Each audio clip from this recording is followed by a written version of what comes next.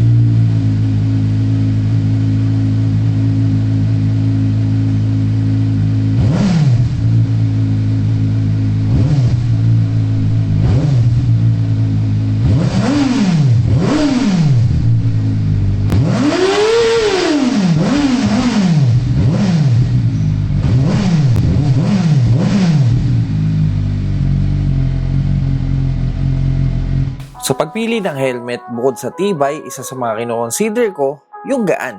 Tulad nito, bagong Sex Cyclone na naka-carbon. Hindi mo maipagkakaila. Sobrang ganda ng styling ng Cyclone Carbon. Sporty design na pasok sa mga sport bikes o naked bikes nyo. Single visor na may timbang lang na 1,300 grams kaya hindi ngalay ang ulo mo dito. Double D-ring para mas secure ang biyahe. Stylish looking chin vents at meron din dalawa sa taas. Spoiler for that aggressive look. May anti-fog na kasama at extra visor for only 8,900 pesos. Mabibili sa SecMod Supply Caloocan o sa pinakamalapit na Sec branch sa location mo. Bagong bike galing sa isang Chinese brand na masabi kong isa sa mga nakapagpatunay na ibang level ang mga made in China at mukhang kaya na makipagsabayan sa mga well-known brands. Alamin natin kung pasok ba sa panlasa nyo to. Gumagamit ng 449cc displacement, of course liquid cooled 4-stroke 6-speed inline 4 double overhead cam na may sipa ng 81.8 horsepower at 12,000 rpm at 49 newton meters of torque at 10,000 rpm with a red line of 15,700 rpm. So yes, high revving ang bike na to. Fuel tank capacity is 15.4 liters, may bigat na 194 kilograms at may SRP na 383,900 pesos. Boom! Alam niyo kung gusto niyo mapansin sa daan, isa to sa mga dapat pagpilian niyo eh. Unique yung itsura niya, katawan ng sport bike na may dash ng retro. Para siyang Papio na naka-steroids. Titingnan niyo yung tangke, ang lakas maka-Euro para sa akin. Mukha siyang tangke ng MV Agusta. Though wala po kayong kasamang tank pad, pero meron kayong kasamang maliit na tank grip dito sa gilid. Nice, no? Siya nga pala, nasa harap nyo ngayon ang 500 SR Voom in Nebula White. Ito yung may dash ng black paint sa taas, tapos white, then may decals ng silver at parang gold dito sa gilid. Black yung parting to, tapos ginawa nilang white dito sa bandang baba ng tangke. And then may magaspang tayong fairing dito sa baba na may parang camouflage texture. Ginamitan nila ng chrome molybdenum steel frame na may plastic cover dito sa gilid. I think para hindi nyo masyadong maramdaman yung init ng bike just in case may pit kayo sa traffic. Of course, fully furred bike. And dito sa side fairing, meron kayong butas na may screen. Nice! And then nilagyan nila ng panghati dito sa gitna. Meron kayong dalawang pirasong upuan na maganda yung leather na ginamit ng CF Moto with SR logo. Tsaka tignan nyo tong tail section nyo. Ang taas ng upuan para sa pillion. Pero ang ganda nito malapad. Tsaka malambot siya. So if ever gusto nyo mag-ride ng may backride, komportable pa rin yung mga backride nyo. Kahit papano. Yun nga lang, masyado siyang mataas. So expect sa mga sasakay dito sa likod ng bike, medyo mataas yung view nyo. Sa totoo lang sa picture, hindi ko masyadong appreciated yung tail section Pero habang nasa harap ako na siya, ang ganda pala. And then yung gilid niya, meron kayong sporty cowling na may maliit na butas dito. And of course, another Voom 500 SR decal. Pero ang pumukaw talaga ng attention ko, yung itsura na exhaust nito. Guys, lahat ng nakikita nyo dito sa bike, all stock. 2 pirasong canister na may logo ng CF Moto na sumasabay sa talim ng tail section. Ang pogi, siguro mas pogi kung tatanggalin nyo tong fender sa likod. Ibang level to, ang ganda nito. Dahil nga ganito ang design ng tambucho ng Voom, ginawa ng CF Moto, in-overlap nila yung alloy ng pillion foot pegs. Ito na rin yung magsisilbing cover nung piping and also another cover dito sa baba para kahit papano, hindi kayo mapasok kapag sumasakay kayo sa motor. So just in case mangati kayo, palitan nyo yung exhaust, payo ko lang keep nyo tong cover. So you have your catalytic and bread box right here. Gusto nyo magpa-cut delete, pwede rin naman. Or kung gusto nyo maglagay lang ng canister na may onting piping, keep nyo yung bread box, pwede rin naman. Tsaka tignan yung ginawa nilang foot pegs para dito sa Voom. Heel guard, hindi ko alam ba't ginawa nilang plastic. And extend nila yung fairing. Actually, hindi, bakal pala to. For the front end, ito na ang gusto kong pag-usapan. Tignan nyo yung animation kapag binubuksan nyo yung motor. Okay, malaki yung front end natin dahil nasa retro-looking sport bike tayo. Ganito yung itsura niya. Kung mapapansin nyo, meron tayong 2 daytime running light. Pero hindi po yan yung headlight nyo. Dahil ito yung headlight nyo, nasa baba. Itong 2 to, ang RAM air intake nyo para may power gain kayo kahit papano in specific speed. Nice, no? Actually, habang tinitignan ko siya, para siyang aircon ng kotse. Ano ba yung tsura ng high beam nito? Okay. Windscreen na medyo flat. And meron kayong butas dito para bang mini winglet for the turning light. Meron kayong LED na may pagka-retro ang itsura. Makapal-kapal siya. And for the rear, tingnan nyo yung taillight nyo. Guys, medyo nagbiblink lang gawa ng shutter speed. Pero, ang ganda nito. Ganitong exhaust tapos ganito itsura ang taillight nyo. Dude! Tingnan natin kapag nagbibrake tayo kung itsura niya. Okay. When it comes to dash, sinalpakan ng CF Moto to ng 5-inch TFT display na may Voom logo every time na bubuksan nyo yung bike. Nice!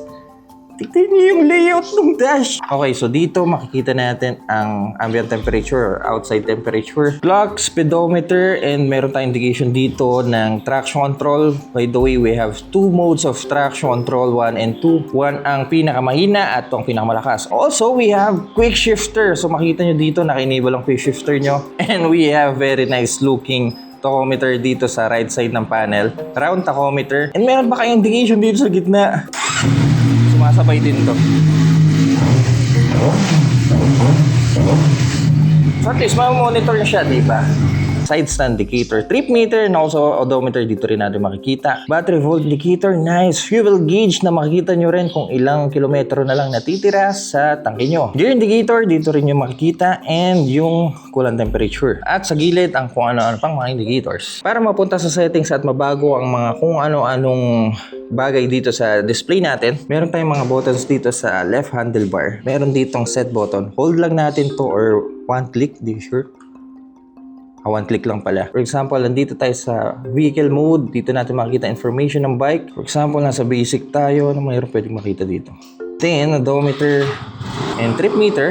Pwede nyo i-reset to. Dito nyo rin makikita ang fuel consumption ng bike. Malfunction. Hindi naman natin kailangan yan. And maintenance. Like what I've said earlier, meron po tayong 2 klase ng traction control. Level 1 and 2. Running kayo, casual riding, mainit panahon. Set nyo lang sa level 1. At level 2 naman ay ang malakas-lakas na traction control. Sabihin nating naulan, itong magandang mode nyo para sa traction control nyo. Also, we have emergency stop signal. Subukan natin buksan. Biglang may umepal sa harapan nyo o kaya naman biglang may asong tumawid. Once na nag-hard braking kayo, iilaw yung mga turning lights nyo para malaman ng mga motorista sa likod nyo. Activation quick shifter na naka-on, upshift alert. Ito yung indicator na kailangan nyo nang mag-upshift sa certain RPM. As of now, nakaset to sa 6,500. Also, we do have phone connectivity via CF Moto Ride app. Pwede nyo makita kung sinong tumatawag sa inyo dito. Also, pwede nyo matagil ang music. And also other settings tulad ng device connection. Hindi naman natin kailangan yan. Ano pa bang meron dito? Device information, auto brightness. So for speed, of course, kilometer per hour tayo. Hindi tayo gagamit ng miles per hour. Temperature, stick tayo sa Celsius. For the fuel consumption, naka-fix to 2 liter per 100 km. Hindi ko alam bakit ganun ang unit metric ng CF Moto. Ganito po ang itsura ng makikita nyo every time na upo kayo sa bike. Ang ganda! By stock, meron po tayong kasamang steering damper na CF Moto Racing ang brand. Matutulungan kayo nito para maging steady yung handling nyo. Malaking tulong to, especially in high speed kayo. Dito pa rin ang signature kill switch at ignition switch ng CF Moto na mukhang back protector. motor. Hazard button na high quality ang pakiramdam at itong FN na hindi ko alam kung para saan to. Para saan ba to? Every time na pipindutin natin to, may parang volume settings na lumalabas doon. Pag nag-music kayo, makakatulong to para hinaan yung volume. Ewan ko. To the left handlebar, andito ang ating high beam and passing light. Also, mayroon pala tayong button para sa traction control. So, easy access pala to. Kung gusto nyo ng traction 1, traction 2, up and down, back and set button dito sa left handlebar. Signal switch na nice. Ang ganda ng pakiramdam. Hindi ampaw. And busina na kulay pula. Tignan nyo kung gaano ka-close yung clip-ons. So expect sporty position ang ergo nyo dito sa bike. By stock, bar and mirror tayo. Pero kung gusto nyo namang maglagay ng conventional mirrors, yung andito, pwede rin naman kasi may abang siya. Hindi pa po ride-by-wire ang bike, so meron pa tayong cable dito. And para sa brake lever, adjustable to. Yan, dito siya pwedeng adjust kung gaano kalapit ang gusto nyo. Meron kayo adjustment dito. Napakalambot ng clutch. 41mm outside of forks na adjustable ang preload at rebound. Makita nyo naman dito na adjustable siya. 300mm dual disc na naka 4-piston Swift Moto caliper na syempre equipped with ABS harap at likod. 4 na tubo dahil 4-cylinder to. 1, 2, 3, 4. Medyo manipis lang siya. For the rear, gumagamit po ng monoshock na tagong-tago. For the swing arm, maliit-liit yung swing arm nito. Actually, yung wheelbase ng bike, maiksi siya. So for cornering, expect madaling iwas-iwas to. Single piston caliper na may 220mm disc. 17 inches alloy wheel na ang ganda ng itsura. Also yung kulay na ginamit nila dito, bagay sa kulay ng bike eh. Ito ang sinasabi ko sa inyo, yung pito nyo. Sinalpakan nila to ng 90-degree tire valve. So for example, magpapalagay kayo ng hangin sa mga gasoline station, yung mga bakal na mahahaba. Easy access na lang. And for the starter, gumagamit ng CST Migra S3N na naka 160x60 dito sa likod at 120x70 naman sa harap. Para naman sa mga safety features ng bike, yung iba dito sinabi na natin kanina, pero ulitin ko lang ulit, meron po tayong slipper clutch na kung saan madali na po tayong makakapiga sa lever dahil malambot ang clutch lever natin. And also yung gearing natin. So for example, nasa high RPM tayo at gusto nyo magbawas ng gear, hindi siya mag-oil. ABS or anti-lock braking system na mag-aalalay sa atin sa tuwing mag-hard braking tayo. And also sumasabay doon yung ESS o emergency stop signal na kung saan magbiblink yung turning light nyo kapag naramdaman ng bike na nag-hard brake tayo. For the features, meron din po tayong traction control 1 and 2. 1 yung pinakamahina at 2 ang pinakamalakas. Steering damper para maging steady ang control natin sa bike. Quick shifter para mas mabilis ang palit natin ng gear, especially in upshift. Dahil hindi po naka-ride-by-wire ang bike, expect puro upshift lang po ang quick shifter natin. Hindi po ito bi-directional. Meron pala tayong charging port. Dito siya sa left side ng panel. Meron kayong option kung gusto nyo USB o Type-C. Ano unang angat dito? Likod harap. Usually likod eh. Yan. Oh, dali lang ha. Para sa ilalim ng pillion seat, wala po kayong mailalagay dito. I-adjust nyo yung parking niya. Meron po kayong maliit na hawakan dito. Pero masyado siyang nakalawit eh. Mas maganda kung niligay nilang nila dito yung mga usual na nakita natin sa ibang motor. Parang distraction siya dito. Pero anyway, at least meron tayo niyan. Para sa main seat, may hook kayo dito. If ever gusto nyo magpalit ng battery o magpalit ng fuse, dito siya. Ito yung fuse box natin. Mukhang familiar na tayo kung anong mayroon ang may offer ng bike. Subukan naman natin siya sa kalsada. First ride sa CF Moto 500 SR Boom. Hindi ko na sabihin 450 SR. Ang hybrid ng itsura niya, no? Pinaghalong retro at sport bike. Maiksi siya tignan eh. I mean, kung titignan nyo siya dito sa part na to, ang bulky ng unahan niya, front end niya, busog-lusog. Pero kung titignan nyo yung tail section, ayan. Aikli kasi ng swing arm, yung wheelbase niya maiksi din. And yung itsura ng tail section niya, medyo punggok eh. Diba? Okay, subukan na natin. Unang upo. Yeah. Alright. For the seat height, mayroon tong 795mm. Actually, may kababaan yung upuan niya. Ayan, kung mapapansin yung legs ko, naka-bend siya. Para sa mga average Pinoy height, pwede to. Papalag to. Yun nga lang, para sa ergo niya. I mean, ayan ito yung riding position ko. Tingnan nyo yung kamay ko. Masyadong straight. So, ganun po kalayo yung upuan sa clip-ons. Parang laki ng tangke natin. So, dito pa lang masabi kong sub-sub yung bike. Ako po ay may tangkad na 6 flat, 85 kilo. Tumaba na naman tayo. Ano ba yan? At ganito ang stance ko sa bike. Let me know what you guys think. Ganda ng display. Ganda ng material na ginamit nila sa dash. Start natin. Boom! Oh, di ba? Ganda na animation. Start natin. Dahil naka-stock exhaust po tayo, ganito ang tunog niya. Actually, maingay na rin kahit stock eh. Accurate naman yung response ng throttle. Medyo natama lang yung gloves ko sa bar and mirror. Siguro kasi masyadong malaki yung gloves ko. Teka, ayusin natin to. Madali lang adjust yung mirror. Okay, riding modes. Wala pala tayo riding modes. Traction control 1. Tama, naka ng quick shifter. Ano pa bang dapat ayusin dito? Mukhang wala na. Okay, laban na. Tara na! Alam nyo, kanina aksidenteng nasagi ko tong bar and mirror. Tapos ganito nangyari oh. I mean, hindi pala siyang i-adjust. Ayan oh. Alright, so ergo of the bike, we are in a very aggressive riding position. Hindi biro tong ganitong riding position. Malawak yung main seat natin. Actually madulas nga eh. Malaki yung room natin para i-adjust yung puwet natin. For example, mag-ipapalit tayo ng position, punta tayo sa corners, madali lang. Pero nakakagulat kung gaano kalayo yung handlebars sa upuan ko. Ramdam mo yung subsub niya sa tangke eh. And sobrang baba ng clip-ons na to. So for example, ilo-long ride nyo, expect masakit sa katawan to. Actually, bumiyaya ako dito sa lugar na to for about 35 minutes. At ngayon pa lang medyo nakakaramdam na ako ng alay. Pag-usapan naman natin yung makina. 80 horsepower engine.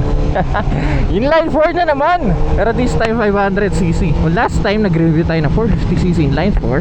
Actually, isa yun sa mga competitor ng bike, yung Hope 450R. Ngayon, ang CF Moto naman tayo, 500 SR boom. At ganito ang tunog na. Lambot ng gearing tsaka yung clutch.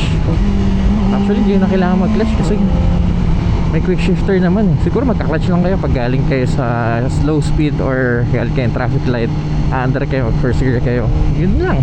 Pero the rest, wala na, hayahay na yung kamay nyo. Downshift, malaman tong auto blip. Rev match na lang. Lambot ng quick shift. Inline 4, ang ganda ng tunog. Actually, kakaiba nga yung tunog niya. Garalgal. Hindi siya yung screamer na inline 4. Walang tulak to in low RPM. Third gear, second gear. Ayun, hintay mo pa siya mapunta sa mid RPM para maramdaman mo yung tulak niya, yung push niya. Pero high revving bike naman to, so expect mid to high RPM ang power nito. Pero ang kinakagulat ko lang, this is one of your inline 4s na may vibrate pagdating sa mid RPM. Actually 5,000 RPM ramdam mo na yung vibration sa foot pegs. Ayun na oh. Alam mo yung pakiramdam tsaka tunog ng inline 4 nito, kapares ng CB ko. Pero ganun pa man, andun yung macho tunog niya kapag uwibiga na kayo. Ang sarap. Kahit stock exhaust, maganda na yung tunog niya eh. Pero syempre mas maganda pa rin kapag naka aftermarket exhaust. Ganda ng dash yun. Napaka-elegante nung itsura ng display eh. Pero siguro kung sakaling may upgrade ako dito, unang-una dito yung gulong.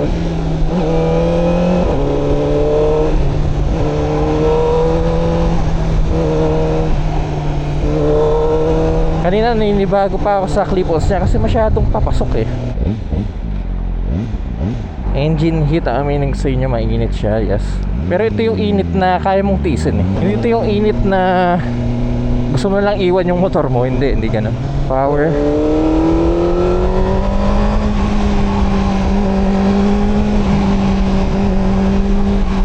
$194 kilo bike, pero hindi mo ramdam yung bigat niya kapag ina-adjust mo siya in parking, kapag tinutulak mo siya, especially kapag na-under na kayo. Pasensya ka na kayo at inabutan tayo ng tatakip silim. Oras tayo nakali sa bahay. Alam nyo, kulang na lang dito riding modes eh. Kahit dalawa lang. Ganun pa man, pwede na rin para sa presyo niya, 383,000. Kasi ibang competitor niya mas mahal pa kaysa sa kanya. Pero aaminin ko, ibang level ng pagka China brand nito eh. If ever beginner ka, tatalong ka sa 500 SR boom. Teka, takpan ko lang nga yung mata ko, dami nalipat. Para sa akin eh, pwede. Ayun na, sumisingaw na yung init niya. Siguro mas maganda talaga kapag naka riding pants kayo, para kahit pa paano hindi ganun tumagos yung init. Narinig niyo yung ingay kapag nasa mid RPM tayo. Ewan ko, para bang yung ingin na may tumatama na fairings or dahil sa vibration kaya parang may nanginginig na fairings. Parang ganun eh. Suspension, nakakatuwa lang na adjustable ang front suspension niya.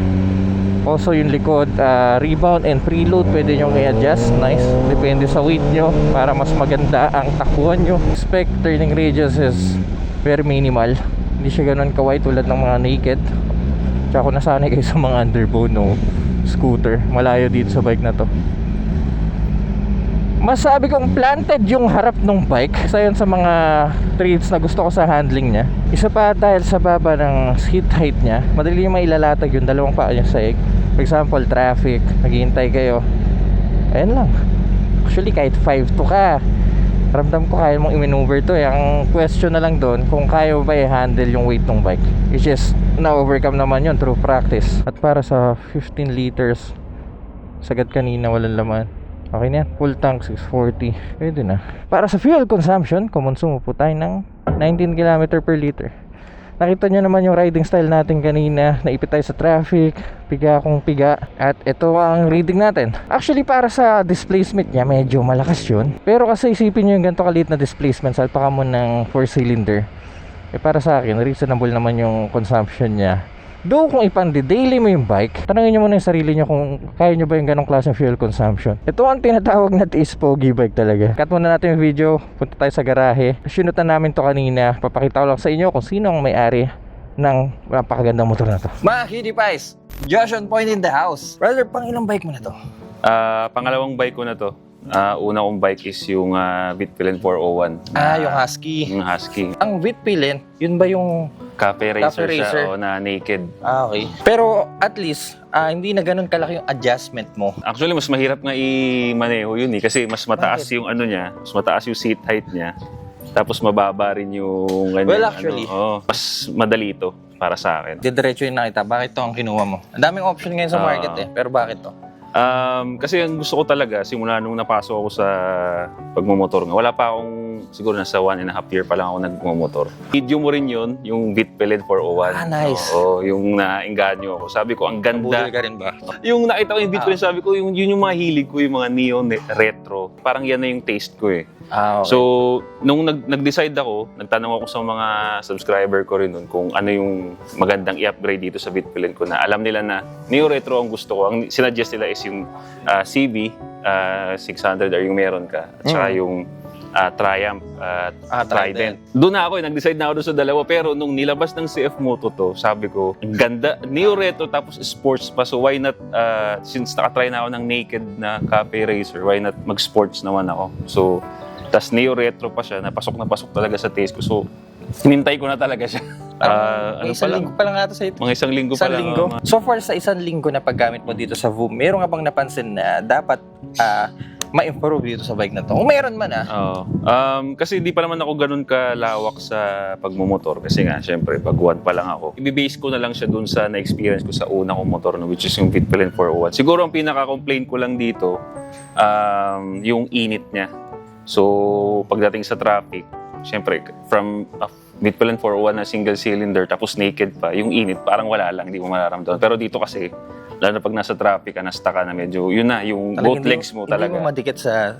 Oo, parang Ganun gano'n. pakiramdam. Ganun kainit. Yun pa lang yung pinaka-complaint ko. Pero all in all, natupad niya yung gusto ko na inline 4. Masarap, Iba sa sobra. feeling. Oh. Ibang-iba sa single cylinder. Talagang dito, yung ngiti talaga. Totoo nga yung sinasabi niya na pagka naka-inline 4 ka, yung kahit magastos sa piga, pero yung ngiti, nandun eh. Oo, no? Di ba? Baga hindi mo naiisipin yung ano eh.